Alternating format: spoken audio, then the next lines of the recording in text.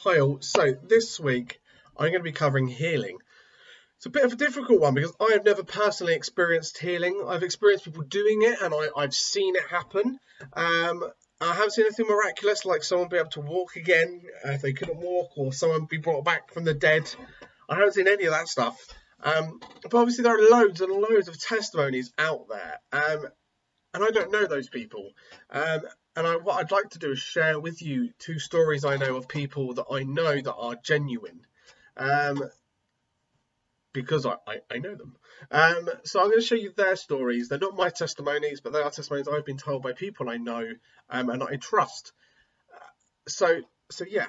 So the first one was I was starting up in a youth club, and we were looking for leaders within the area.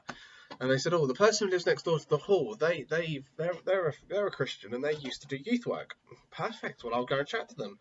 Me and this person, we got chatting, and he explained how he became a Christian. Him and his family were not Christians. They were, if anything, they were non-believers. They were very much like the Bible was made up. God is not real. There's no such thing. And people that do believe are just rather crazy and silly. His dad was a manly man. He went to the pub regularly. He was the captain of the Kent rugby team. He was very much a manly man, and he was starting to feel. I think he was starting to feel weak and started to find it hard to breathe. So after a little while, he went to the hospital. Went to the doctors. They did tests after tests and some X-rays and things, and they then came to the decision that his heart was rather weak, and there was a little hole in his heart that was not going to be able. They couldn't do anything about it. It wasn't going to be a "this will kill you," but this was going to be a "you need to be careful. You're going to have to stop playing rugby. You're going to have to stop." I suppose the lifestyle that he had. So that was that really. And then the next couple of days went by, and they'd heard that there was going to be this healer inside the local church. Now, again, they didn't believe, they didn't really go to the church. And they went to the church, they walked straight in with the family and walked straight to the front and said, "You need to heal me now." Again, the person was a bit shocked. And the person who was telling me the story was still a rather young boy. And he was like, "I just remember walking in and people staring." And so this lady said, "Okay, that's fine. I'm happy to heal you. Just just say, it doesn't mean this is going to work. I can only do what God allows, and through the power that God gives me. So she sat there and she prayed and she healed and she prayed, and she said, I believe you're healed." And he was like, "What rubbish! I can't be healed," and left. So the first thing from that part that I think is really interesting is when there is no other way, people decide to turn to God. When there was the attacks in Paris, there was the whole "pray for Paris," and I feel whenever someone is in a situation and they don't know what else to do, they think, maybe I'll pray, maybe God will now help. And then what happens is the situation resolves, and they forgot to thank God. They're like, "Well, it just happened anyway." Well, if it just happened, why did you pray? You pray and you ask for help. God helps. We've got to then be thankful and say, "Thanks for helping, God. Thank you so much." And also, I think from that is it should then teach us the lesson. Instead of praying at the last thing we should do, it should probably be the first thing we do rather than the last thing we do, which I personally am very bad at doing that as well. So I think that's probably why he went to the church, was because he knew the doctors couldn't do anything and there was nothing else he could do. And there must have always been that thing inside of him about maybe God is real. I don't know why he went, but he did go. And she said he was healed. He didn't believe it. So to prove how wrong, he went to the doctors over the next couple of weeks. He booked an appointment and explained.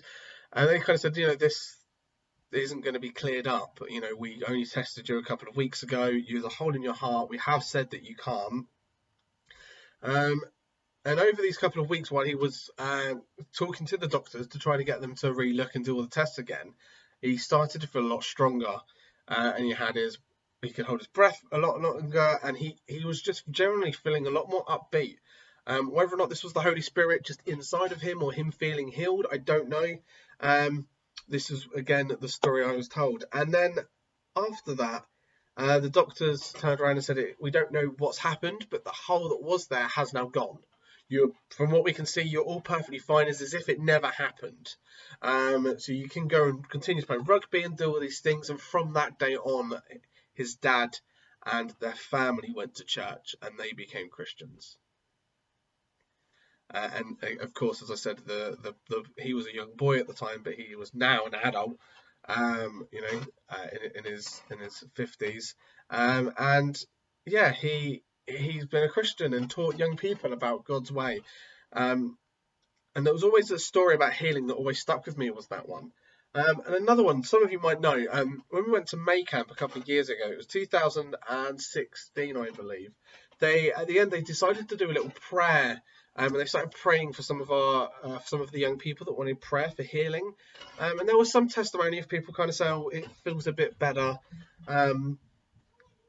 But the best story I think I heard was actually by Lloyd, who is the youth worker over in Rudwick. And he was saying how when he was a teenager, and they had this microwave that didn't work. It hadn't worked for years for some reason. It was still in the house. It was there. And it hadn't really worked. And he had a thing that you wanted to put in the microwave. I'm guessing it was like a pasty or something like that you could just kind of, like a Pop-Tarty thing that you put in there and you heat up and then you can eat it. So yeah, and he was just like, "This doesn't work. I forgot. How do I forget this doesn't work?" And he apparently put his hand on it and he prayed and said, "God, please make this microwave work." And he said, "You wouldn't believe me, but it did." This microwave that probably hadn't worked in ages. There was just kind of this stuff that was just in the house. It was just junk really that was there, and he put his hands on it and goes, "God, please make this microwave work," so he could have his bit of food, and it did. And I can't remember if he said it continued to work after that, but I remember that story coming from May Camp and from Lloyd. And again, I know Lloyd really well, and I know that he's very genuine. So these are two stories that I have heard from people about healing. And as I said, I've never really had healing. I can't tell you my own experience of it. I have seen people ask for healing and walk away saying, "I feel better." But I have also seen people walk away and go, "Nothing happens." And this happens because that's God's power. When we heal others, God gives us the power to heal. And sometimes we may look a little bit silly because we come away and we go, "Do you mind if I pray and heal and ask God to heal you?" And it doesn't work. That's a bit of a shame, but sometimes it does. So yeah, they're my two testimonies that I know that I've always kind of, whenever I thought about healing, they're the first two things that come to mind. See you soon.